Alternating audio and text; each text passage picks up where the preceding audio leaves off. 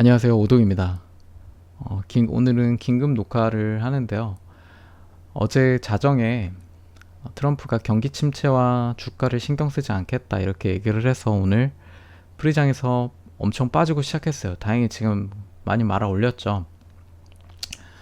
그럼 지금 왜 이게 말아 올린 건지, 그리고 여러분들이 지금 이 차트적으로 말고 인지하고 있어야 할 것들을 제가 오늘은 설명을 드리려고 해요. 먼저 주식시장은 기업 펀더멘탈보다 경제가 우선이고 그 경제 위에 정치가 있습니다. 그렇기 때문에 지금 정치가 경제에 영향을 줄 거라고 생각을 해서 그 또 경제에 영향을 미치게 되면 기업 펀더멘탈에 문제가 될 거다라고 생각을 하고 있는 거죠. 이 순입니다. 그래서 기업 펀더멘탈이 좋은데도 불구하고 이 트럼프의 정치적 요인이 경제에 영향을 미칠 거고 그걸로 인해 스태그가 일어나면 결국 기업의 성적이 안 좋을 거다라고 생각을 해서 지금 이렇게 주가가 급락한 겁니다. 선반영이 된 거죠. 이 부분에 대해서. 이유는 이제 아시죠? 관세 정책이 경제에 영향을 미칠 거고 그 결과 기업의 성장에 영향을 미칠 거기 때문에 이렇게 된 겁니다. 근데 트럼프가 이걸 모르고 있느냐? 당연히 알고 있습니다. 하지만 트럼프는 관세 정책을 무조건 해야 돼요. 그럼 관세 정책이 경제가 무너지고 기업이 무너지는 역할을 한다고 워렌 버핏도 얘기를 하고 있죠. 근데 이제 그거를 트럼프는 먼저 이번 주에 셧다운이 걸려있는 예산안 통과가 있어요. 거기서 이제 하원에서 감세 그러니까 이제 기업 감세 정책이 4.5조 달러 하원에서 통과를 시켰어요. 근데 이제 상원에서 이게 통과가 안 될 것 같아요. 이번에는 아마 임시 예산안을 따로 해가지고 이 부분만 빼고 일단 셧다운을 막겠죠. 막는 예산안만 통과할 건데 결과적으로 이 감세 5조 달러, 4.5조 달러의 이 감세 정책을 5, 6월 안에 통과를 시키는 게 트럼프의 목적이에요. 더 빨리 되면 좋겠죠. 최대한 빨리.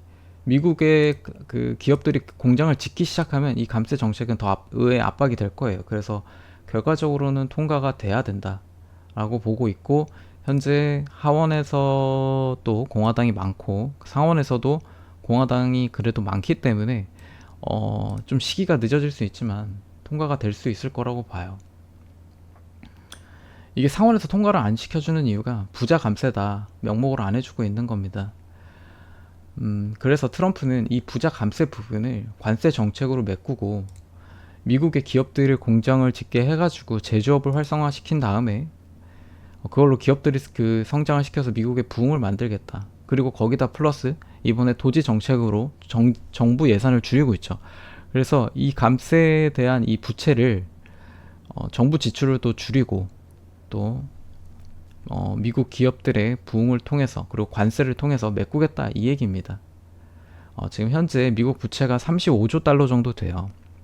그런데 곧 7조 달러를 곧 갚아야 될 시기가 옵니다.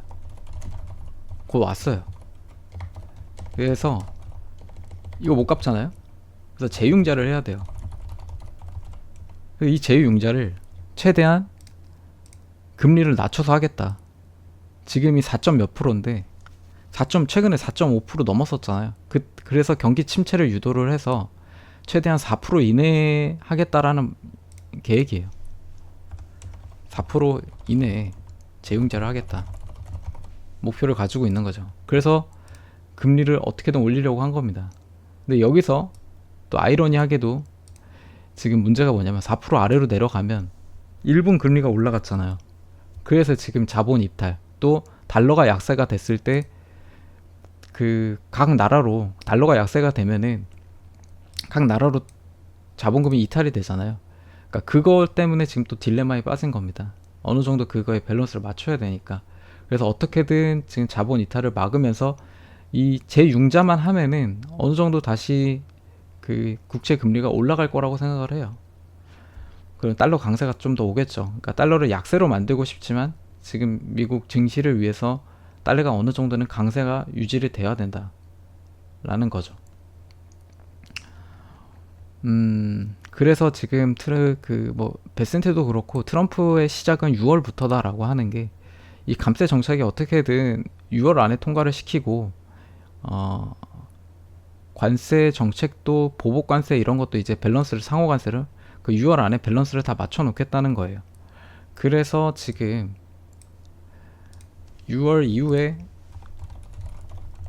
미국의 강세장이 벌어질 수 있다라는 겁니다. 트럼프 정책이 이거보다 더 빨리 정책이 되면 6월보다 더 전에 먼저 시작을 하겠지만, 그래서 지금 현재 이 반영된 거는 이미 이 정치로 인해 기업이 악화될 거라는 이 부분이 선반영돼서 내려온 거예요. 그래서 앞으로는 조그만한 호재에도 상승을 할 수 있어요. 그래서 올라갈 수 있다는 거죠. 지금부터는 조그만한 이제 이런 약간의 호재 소식이 들어올 때마다. 하지만 가장 큰 문제가 뭐냐? 스태그가 발생하는 거예요. 관세가 보복 관세로 이루어지고 결국 물가까지 올라가 버리고 침체까지 와서 소비 둔화가 심해져서 다음 기업 실적에 안 나오면 스태그가 나오는 거죠. 물가 올라가고 경기 둔화되는 이 최악의 경우의 수가 있습니다. 자, 그렇게 되면은 트럼프는 내년 중간 선거에서 민주당한테 자리를 뺏길 거고, 그럼 트럼프는 다시 또 원하는 정책을 할 수 없게 되겠죠. 그래서 지금 어떻게든 트럼프는 증시가 처음에 내리더라도 자기가 원하는 정책을 이루어내야 됩니다. 그래서 저는 지금 이 하락이 이미 어느 정도 다 선반영이 됐다고 생각하고, 이제 더 떨어지려면 이제 트럼프 정책이 실패를 해서 스택으로 가야 돼요. 그래서 그렇게 되면은 다 어쩔 수 없는 거고요. 하지만 이제 트럼프가 자기의 정책을 잘 이뤄내서 이 부분을 해소를 해서 올라간다면 다시 부흥할 수 있을 겁니다. 그래서 지금 제가 6월 전까지, 길게 보면 6월이죠. 6월까지는 계속 혼돈의 장이다.